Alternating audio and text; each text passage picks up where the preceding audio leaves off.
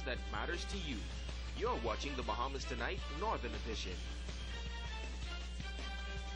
Welcome back. Monday will be election day for residents of Grand Bahama and the Family Islands.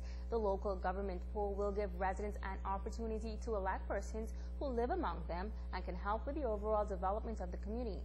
Here on Grand Bahama, there are some areas where an election will not be necessary, as only the required number of candidates are nominated.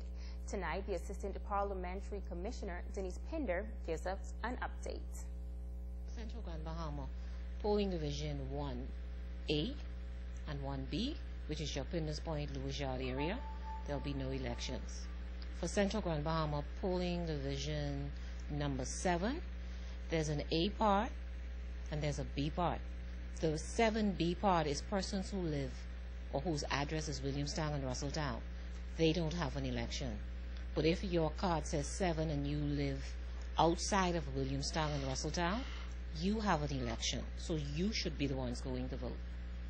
In the East Grand Bahama constituency, in the city of Freeport district, there was also a split poll, 9. If you live in Mathertown, Smiths Point, or Linetown, you would be in East Grand Bahama 9B. There's no election. But if you live outside of those areas, then you have an election. Now, there is a split poll in the Hepburn Town, Bartlett Hill area as well. Pinder says residents should be aware that only one sector of that division will be required to vote. Those persons whose address is Bartlett Hill, Harbor West, or you live on the east side of Will Butler Corner, you have an election. But the persons in Hepburn Town, they don't have an election. And then in polling divisions, Central Grand Bahama, 11A and 11B.